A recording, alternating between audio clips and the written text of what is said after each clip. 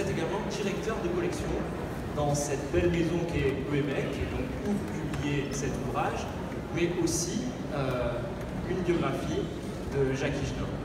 Mais ce qui va nous intéresser aujourd'hui, c'est évidemment Catherine Ringer et l'Erita Mitsuko. Alors la première question, c'est comment se fait-il qu'un groupe qui a eu un tel succès, qui est si emblématique, n'ait jamais vu une de ses leaders principales, en l'occurrence Catherine Ringer, être consacrée par une seule biographie, par une biographie. Pourquoi est-ce que ce livre est le premier?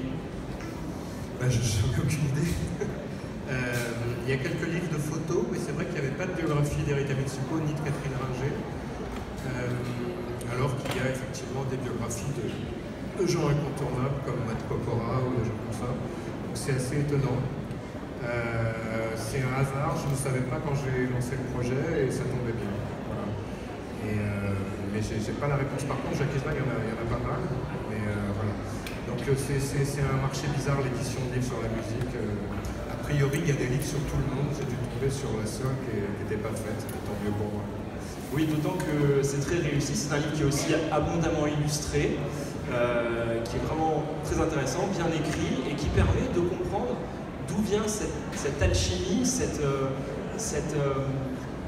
melting pot musical qu'était l'Erita Mitsuko. Et ça, pour le comprendre, il faut évidemment remonter aux sources, remonter aux origines, et en l'occurrence à l'enfance de Catherine Ringer, une enfance qui est placée sous de la créativité, de l'éclectisme. Elle s'intéresse à beaucoup de choses et elle écoute beaucoup de musique. Par exemple, qu'est-ce qu'elle écoutait comme genre musical petite?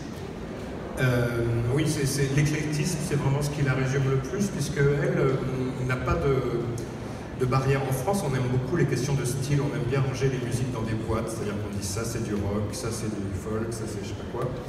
Elle n'a pas du tout ce problème-là, elle vient d'une autre époque et d'un autre monde.